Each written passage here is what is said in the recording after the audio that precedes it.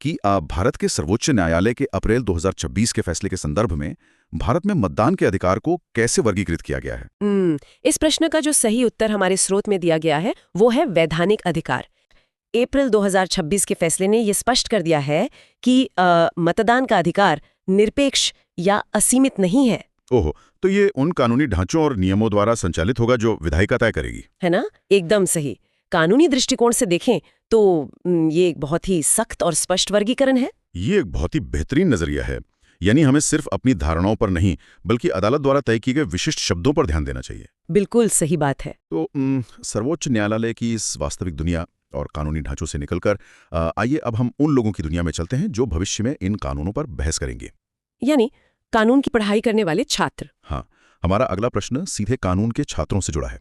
प्रश्न है, association of Indian universities national moot court competition 2026 में किस यूनिवर्सिटी ने पहला स्थान हासिल किया?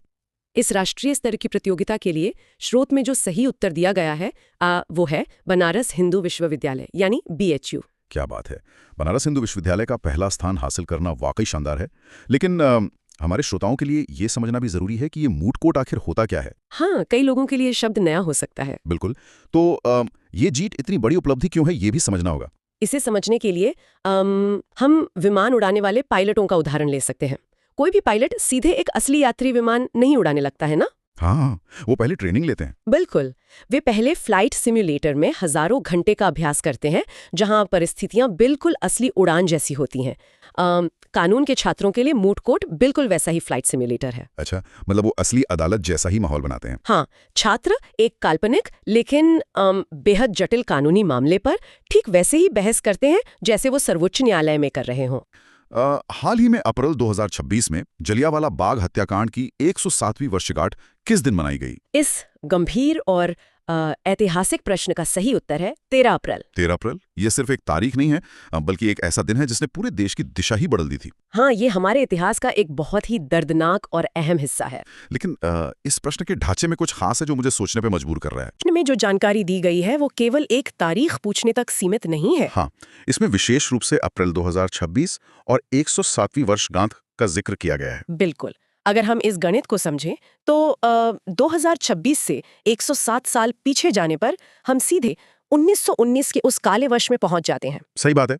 ये 107वीं वर्षगांठ शब्द का इस्तेमाल हमें ये याद दिलाता है कि एक सदी से अधिक समय बीत जाने के बाद भी उस दिन की गूंज आज भी हमारे बीच है। हाँ, हाल ही में भारत की अंतरिक्ष यात्रा को दर्शाने वाले स्मारक डाक टिकट आर्यभट्ट 1975 के प्रक्षेपण से लेकर भावी मिशन गगनयान तक किस राज्य के डाक परिमंडल द्वारा जारी किए गए? इस शानदार पहल से जुड़े प्रश्न का सटीक उत्तर है कर्नाटक राज्य का डाक परिमंडल। क्या बात है, मुझे इस प्रश्न में दी गई टाइमलाइन बहुत रोमांचित कर रही है। इसमें 1975 के आर्यभट्ट से लेकर हमारे भविष्य के मिशन गगनयान तक का जिक्र है। हाँ, यह एक बहुत ही लंबा और गौरवशाली सफर है। प्रश्न है, संयुक्त राज्य अमेरिका में स्वामी विवेकानंद की पहली आदमकद या जिसे लाइफ साइज कहते हैं उस प्रतिमा का अनावरण किस शहर में किया गया है? इस प्रश्न का सही उत्तर है सियाटल शहर।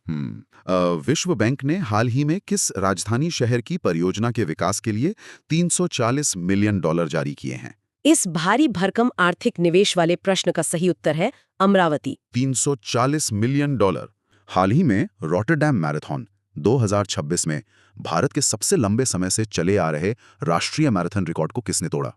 एथलेटिक्स की दुनिया से जुड़े इस प्रेरणादायक प्रश्न का सही उत्तर है सावन बरवाल। सावन बरवाल ने 2026 के रॉटरडैम मैराथन में दौड़ते हुए उस अदृश्य दीवार को तोड़ दिया है। क्या बात है, मतलब अंतर्राष्ट्रीय स्तर की इस मैराथन में जाकर अब भारत के सबसे पुराने और जिद्दी मैराथन रिकॉर्ड को ध्वस्त करना यह साबित करता है कि भारतीय एथलीट अब अपनी क्षमता के एक नए स्तर पर पहुंच चुके हैं। सही कहा, यह सिर्फ एक व्यक्ति की जीत नहीं है, ये पूरे खेल जगत के लिए एक नई शुरुआत है। वाकई कमाल का जज्बा है। और खेलों की इस ऊर्जावान चर्चा को आगे बढ़ाते हुए हमारे पास बैडमिंटन कोर्ट से भी एक बहुत ही शानदार सवाल है। अच्छा, बैडमिंटन से क्या सवाल है? प्रश्न है, बैडमिंटन एशिया चैंपियनशिप 2026 में पुरुषों के एकल वर्ग में रजत पदक किसने जीता? इस प्रश्न का सटीक और सही उत्तर है Ayush Shetty. Ayush Shetty. Indian athletics series का चौथा चरण किस शहर में आयोजित किया गया था? इस सवाल का सही जवाब है रांची शहर। भारत के पहले स्वदेशी क्वांटम कंप्यूटिंग टेस्ट बेड का उद्घाटन हाल ही में किस राज्य में किया गया? इस बेहद महत्वपूर्ण और भविष्योन्मुखी प्रश्न का सही उत्तर है आंध्र प्रदेश।